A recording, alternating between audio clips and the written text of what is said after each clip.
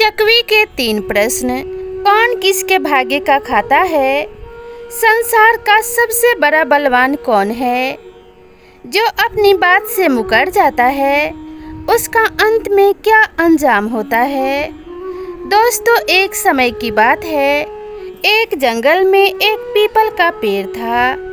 उस पेड़ पर एक चकवा और एक चकवी निवास किया करते थे। ठंड का समय था। बहुत ही जोर से ठंड पड़ रही थी। चकवा और चकवी दोनों गुमसुम बैठे हुए थे। तभी चकवी ने कहा, हे स्वामी, मेरे मन में 3 प्रश्न उठ रहे हैं। मुझे उनका उत्तर बताने की कृपा करें। चकवी की बात सुनकर चकवा ने कहा, हे प्रिय, तुम्हारे मन में ऐसे कौन से प्रश्न उठ रहे हैं? निसंकोच होकर पूछो। तब चकवी ने कहा, स्वामी, मेरा पहला प्रश्न है, कौन किसके भाग्य का खाता है? और मेरा दूसरा प्रश्न है, संसार का सबसे बड़ा बलवान कौन है? और मेरा तीसरा प्रश्न है, जो अपनी बात से मुकर जाता है उसका अंत में क्या अंजाम होता है? तब चकवा ने कहा, हे प्रिय, यह तीनों ही प्रश्न बहुत ही महत्वपूर्ण हैं, क्योंकि इन तीनों प्रश्नों के उत्तर हर मनुष्य को जानना बहुत ज़रूरी होता है। इसलिए मैं तुमको एक कहानी सुनाता हूँ। उस कहानी में तुमको तुम्हारे इन तीनों प्रश्नों के उत्तर मिल जाएंगे। कृपया तुम इस कहानी को ध्यान लगाकर और पूरा ज़रूर सुनना। एक जंगल में एक विशाल बरगद का पेड़ था। उस पेड़ पर एक बाज पक्षी रहता था। उस बरगद से थोड़ी ही दूर एक बिल था। उस बिल में एक सर्प रहा करता था। फिर एक दिन जैसे ही सर्प बिल से बाहर निकलने लगा तो उस सर्प को वह बाज पक्षी देख रहा था। जब वह सर्प बिल से बाहर निकलने लगा तो उसी समय बाज सर्प पर झपटा, परंतु सर्प अपने बिल से अधिक बाहर नहीं निकला था, इसलिए वह वापस बिल में ही चला गया। फिर थोड़ी देर बाद सर्प ने अपना मुंह बिल से बाहर निकाला और देखने लगा कि बाज पक्षी यहीं पर है या कहीं पर चला गया। फिर वह बाज पक्षी दोबारा उस सर्प पर झपटा, परंतु वह फिर से वापस अपने बिल के अंदर ही छुप गया। जैसे ही सर्प अपने बिल से बाहर निकलने का प्रयास करता तो बाज उस पर हमला कर दिया करता और उसे उठाकर ले जाने की कोशिश करता।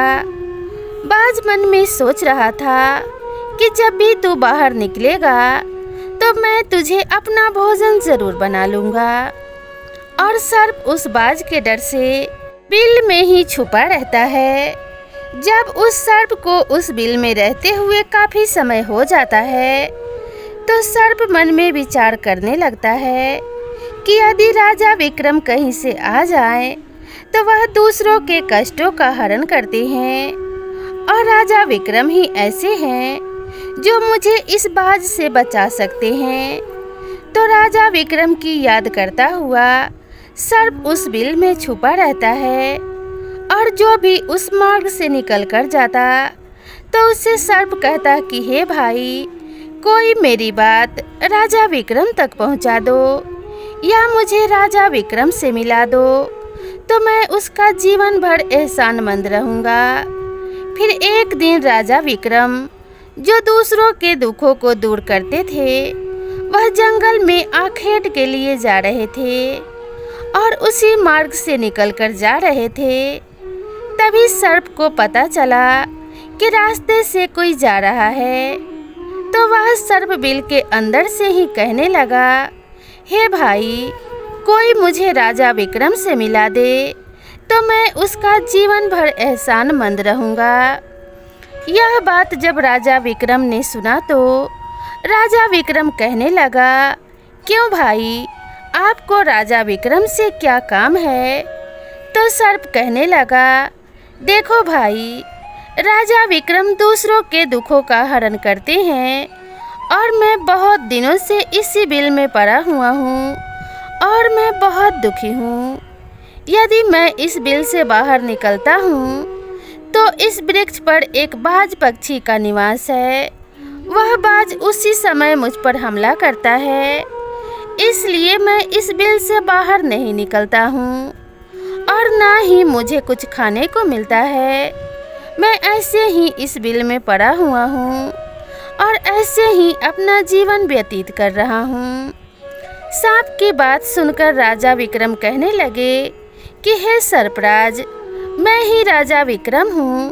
बताओ तुम्हारे कष्ट का निवारण मैं कैसे करूँ? तो सर्प कहने लगा, हे महाराज, जैसा आपको उचित लगे वैसा ही कीजिए, लेकिन मेरा इस बाज से पीछा छुड़ा दीजिए, नहीं तो यह एक दिन मुझे मार डालेगा। राजा विक्रम कहने लगे, हे सर्पराज, तुम कहो तो मैं तुम्हें इस वन में कहीं दूर छोड़ दूँ। सर्प कहने लगा, महाराज, जब आप मुझे दूर छोड़ने जाओगे तो यह बाज हमें देख लेगा और यह वहीं पर जाकर फिर से बैठ जाएगा और मौका मिलते ही यह मुझे मार डालेगा। राजन, आप मुझे कुछ समय के लिए आपके उदर में बिठा लीजिए। आप पेट में बैठने के लिए मुझे स्थान दे दीजिए। जब इस बाज को पता नहीं चलेगा कि सर्प कहाँ गया और मैं तुम्हारे साथ इस वन से बहुत दूर चला जाऊंगा और आगे जाने के बाद मैं तुम्हारे पेट से बाहर आ जाऊंगा। राजा विक्रम कहने लगे, ठीक है सर्पराज, आप मेरे पेट में प्रवेश कर जाइए। राजा विक्रम अपना मुंह खोल देते हैं और वह सर्प राजा विक्रम के पेट में प्रवेश कर जाता है और राजा विक्रम के पेट में जाकर के बैठ जाता है। जब राजा विक्रम वन में आगे गए और काफी दूर पहुंचने के बाद उस सर्प से कहने लगे कि हे नागराज, अब आप मेरे पेट से बाहर आ जाइए। अब यह सुनसान वन है, इसमें कोई बाज आपको परेशान नहीं करेगा। यह बात सुनकर नागराज कहने लगा कि नहीं महाराज, अब मैं आपके पेट से बाहर निकलने वाला नहीं हूँ। राजा विक्रम ने कहा, क्यों भाई, आपने मुझसे यह वादा किया था कि आप मुझे आगे सुनसान वन में छोड़ देना, मैं आपके पेट से बाहर निकल जाऊंगा। अब क्या हुआ, सुनसान वन आ गया, अब आप बाहर निकलिए। सर्प कहने लगा कि देखो महाराज, जैसा रहने का आनंद आपके पेट में है वैसा उस बिल में नहीं मिलता। अब मैं तुम्हारे पेट से कभी बाहर नहीं निकलूंगा। राजा विक्रम मन में सोचने लगे कि यह तो बड़ा ही दुष्ट सर्प है, अब मैं क्या करूं? और उसके जहर के प्रभाव से महाराज विक्रम के पूरे शरीर में कोढ़ फूटने लगा। महाराज विक्रम के शरीर से कोढ़ निकल आया। राजा विक्रम मन में सोचने लगे, अब यदि मैं राजधानी को वापस जाऊंगा तो यह अभी संभव नहीं है, क्योंकि मैं इस वक्त कोढ़ी हो गया हूँ और मुझे इसी वन में रहकर इस नागराज से भी छुटकारा पाना है। यह सोचकर महाराज विक्रम पेड़ के नीचे झोपड़ी बनाकर सो जाते हैं। उनके शरीर से कोढ़ टपकने लगा और बदबू आने लगी, जो कि सर्प का जहर था। सर्प कुंडली मारकर राजा विक्रम के पेट में बैठा हुआ था। राजा विक्रम उसी वन में पड़े हुए एक कोढ़ी की हालत में हैं। अब इधर उन्हीं के समय एक प्रसिद्ध जनपद था श्रावस्ती, और उस श्रावस्ती नगरी के महाराज थे ताम्रध्वज।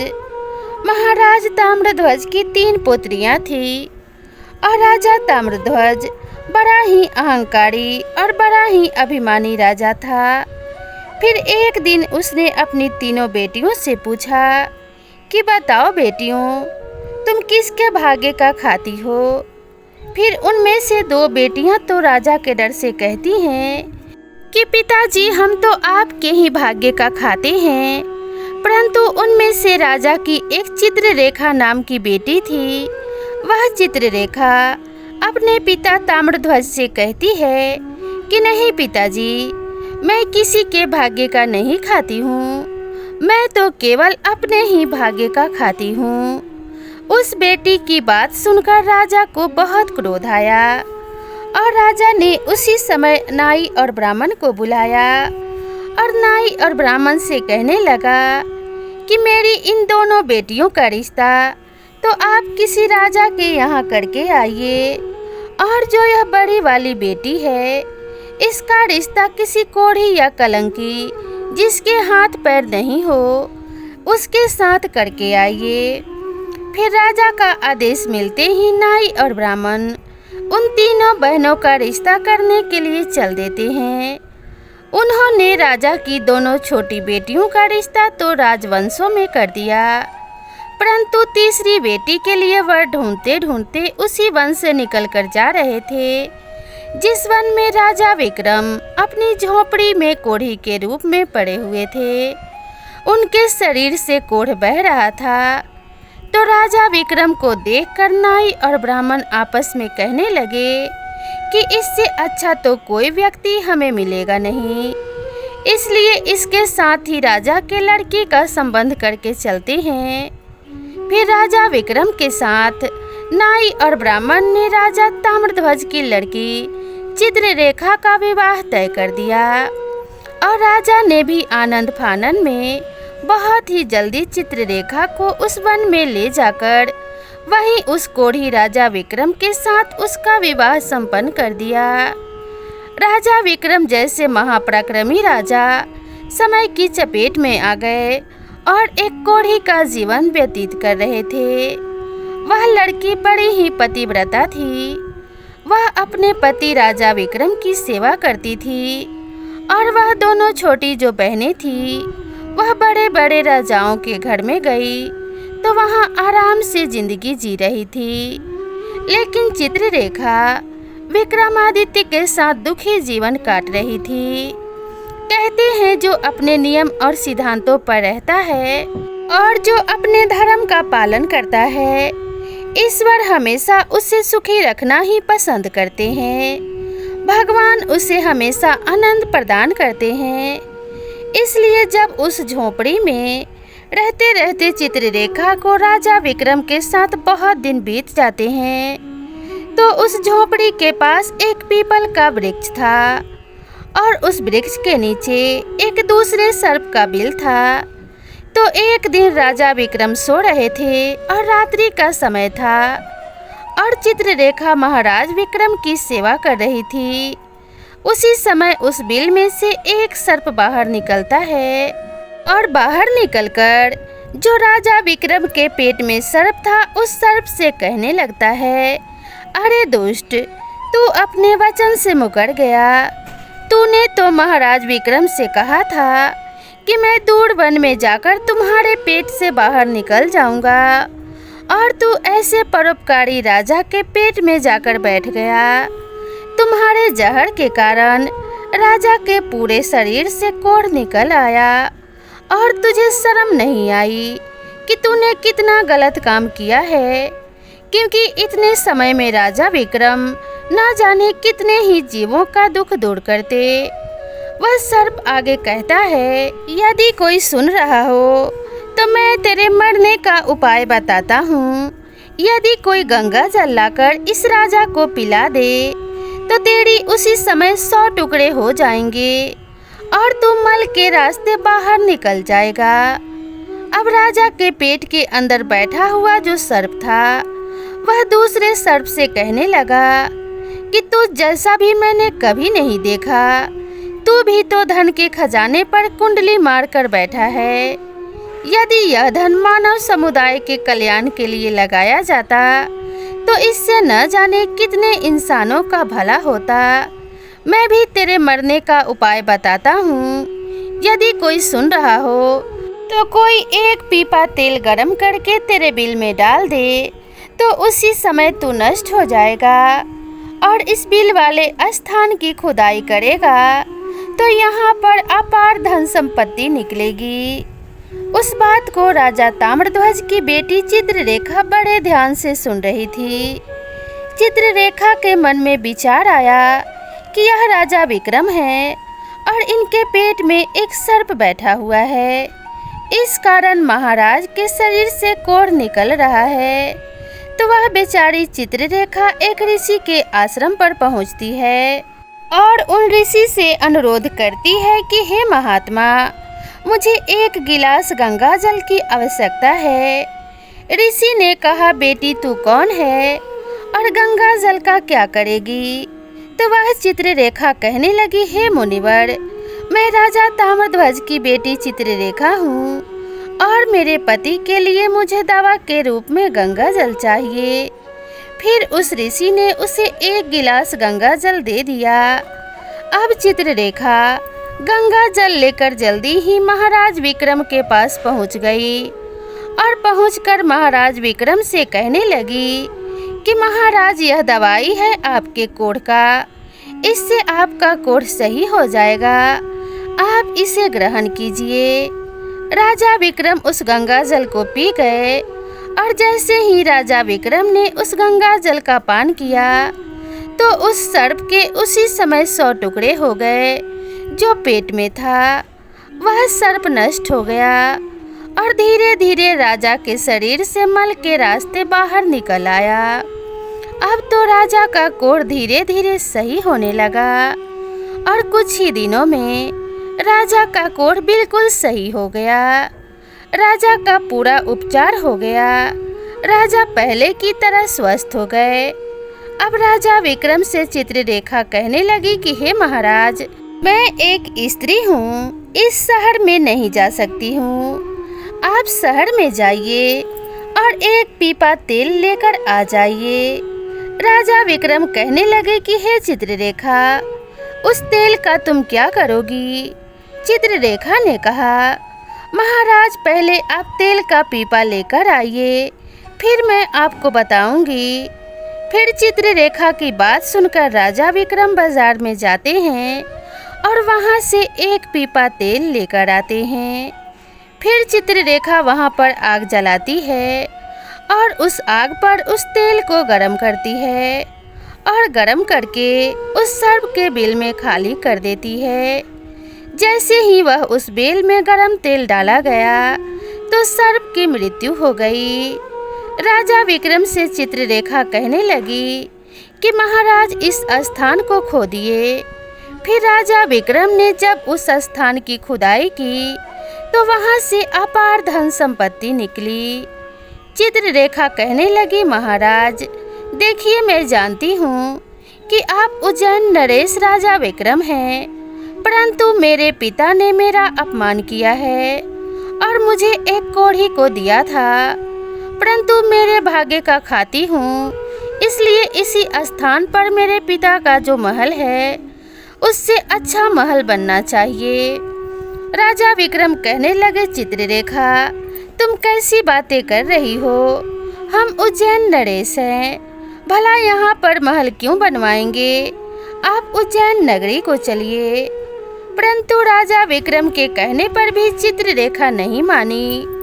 फिर राजा विक्रम ने उस वन में एक शानदार महल का निर्माण करवाया।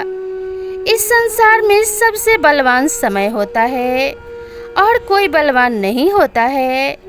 जिसका समय अच्छा होता है वह आगे बढ़ता रहता है और जिसका समय खराब हो जाता है, जिसका समय विपरीत होता है, वह पतन की ओर अग्रसित हो जाता है। फिर राजा ताम्रध्वज पर एक दूसरा राजा आक्रमण कर देता है और उस आक्रमण में राजा ताम्रध्वज पराजित हो जाता है और राजा अपने परिवार सहित प्राण बचाने के लिए उसी वन में पहुंच जाता है। जब वन में राजा भूखा प्यासा भटक रहा था, फटे हुए वस्त्र और भूख से पीड़ित और प्यास से राजा का गला सूखा जा रहा था, तो राजा घूमते घूमते उस चित्ररेखा और राजा विक्रम के महल के नज़दीक से गुजरता है। तो चित्ररेखा अपने पिताजी को पहचान जाती है। चित्ररेखा ने अपने एक सेवक को भेजा और सेवक को भेजकर महाराज ताम्रध्वज की जो एक फटे हुए हाल में थे, उनके पास वस्त्र भी नहीं थे, उन्हें अपने पास बुलवाया। ताम्रध्वज ने सोचा कि यह ना जाने कौन है और हमें क्यों बुला रही है। जब राजा ताम्रध्वज उस लड़की के पास पहुँचे तो लड़की को पहचान लिया। चित्ररेखा ताम्रध्वज से कहने लगी कि पिताजी, मैं वही चित्ररेखा हूँ और मैं आपसे यह कहती थी कि मैं मेरे भाग्य का खाती हूँ। तो देखिए, मेरे ही भाग्य का खाती हूँ, आपके भाग्य का नहीं खाती हूँ। आपने मुझे एक कोढ़ी को दिया था, परंतु मेरे भाग्य में तो एक सम्राट लिखा हुआ था। देखिए पिताजी, मैं उज्जैन नरेश राजा विक्रम की पत्नी हूँ। राजा ताम्रध्वज मन में विचार करता है और अपनी उस लड़की से अपने जघन्य अपराध के लिए क्षमा मांगता है। इस संसार में सबसे बड़ा बलवान समय है और हर कोई व्यक्ति एक दूसरे भाग्य का नहीं खाता है।